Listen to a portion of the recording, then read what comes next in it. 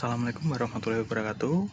Perkenalkan, nama saya Gigi Pambudi Utomo. Saya adalah mahasiswa Universitas Siber Asia dengan NIM 240201020613.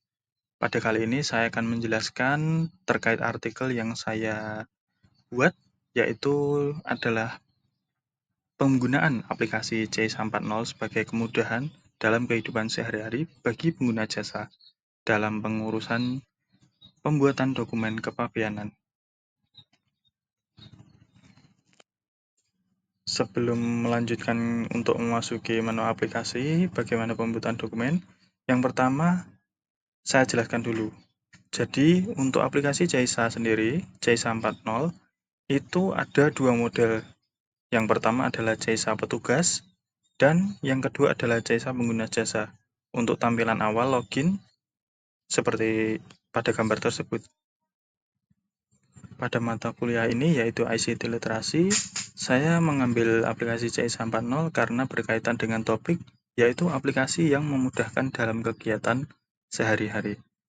Sebagai contoh, kegiatan tersebut adalah pembuatan dokumen kepabeanan yang digunakan oleh para pengguna jasa dalam pengurusan jasa kepabeanan, yakni sebagai latar belakang, yaitu seiring dengan perkembangan teknologi dan kemudahan teknologi, pengguna jasa dapat menggunakan aplikasi C140 dalam pembuatan dan pengurusan dokumen kepabeanan secara cepat, mudah, dan real-time.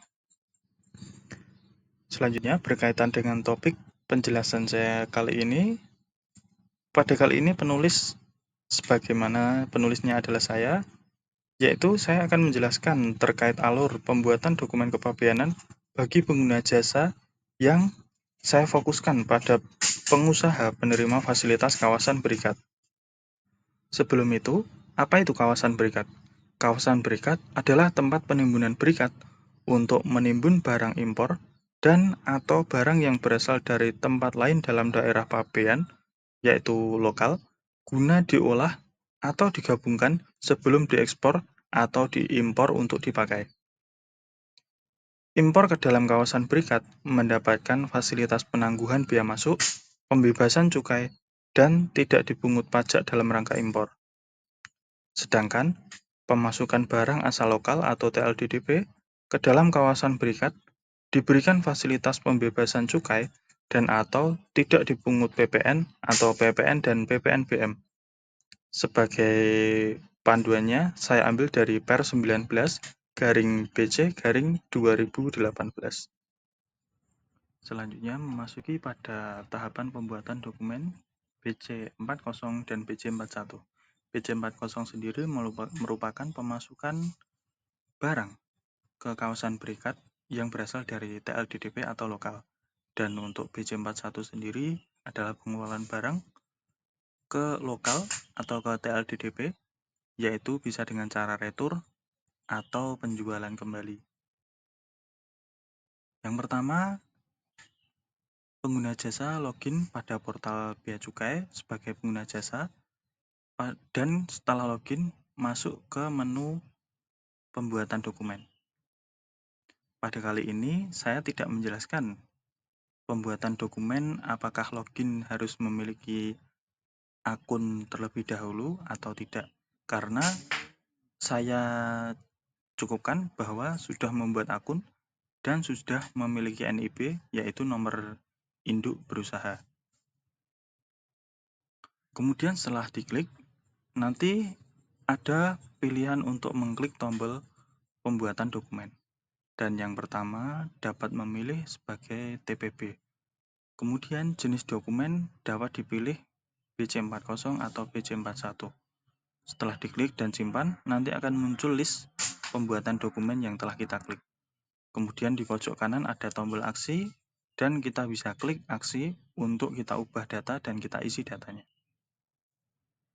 Pembuatan dokumen BC40 dan 41 sebenarnya memiliki tata cara yang sama, hanya saja untuk dokumen BC41 juga dilampirkan dokumen BC40 sebagai dokumen asal pemasukan barang sebelum barang dikeluarkan. Yang pertama, dengan mengisi header. Header sendiri adalah tempat untuk mengisi data jenis TPB, dan tujuan pemasukan atau pengeluaran.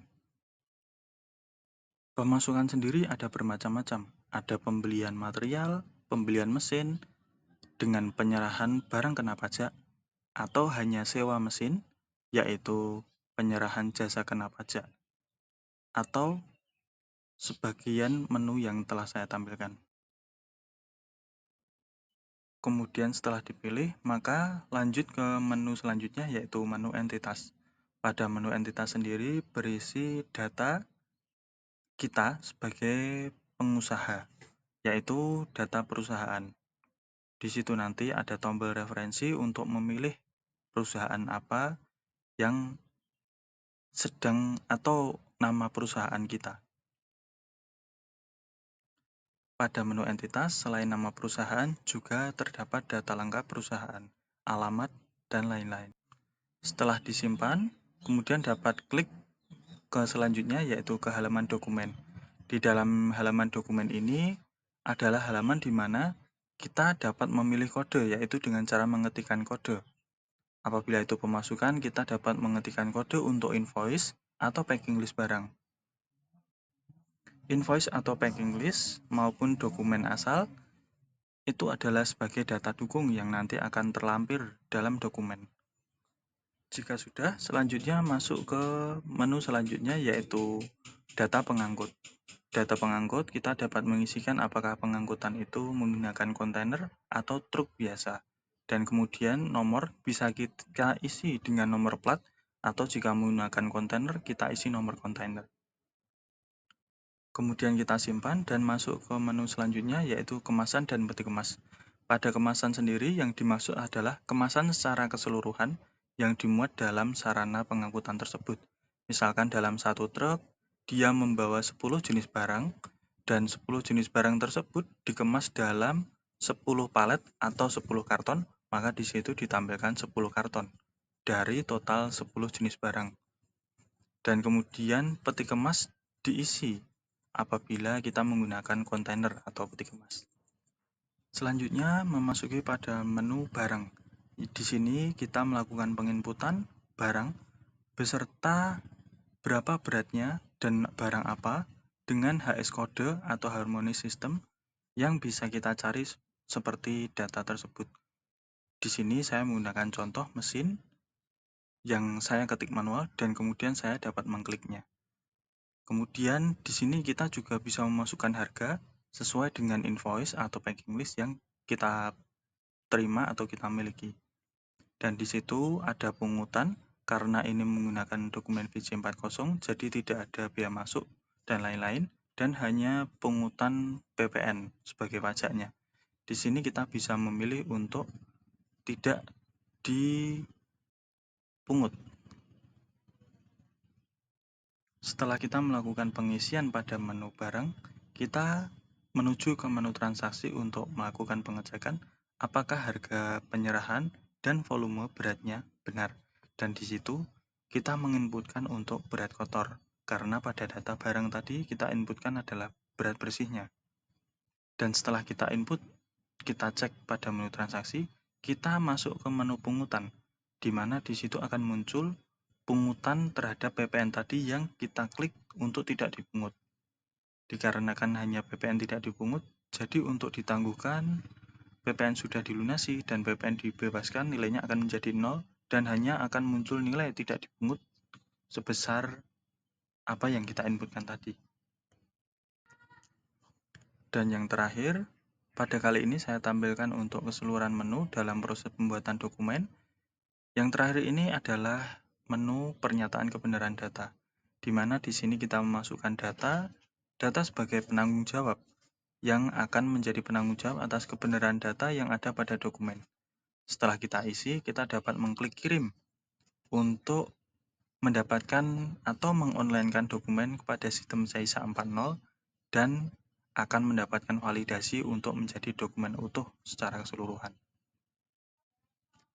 Demikian penjelasan dari saya terkait alur pembuatan dokumen pada CISA 40 pengguna jasa, khususnya pengguna jasa di bidang penerima fasilitas kawasan berikat.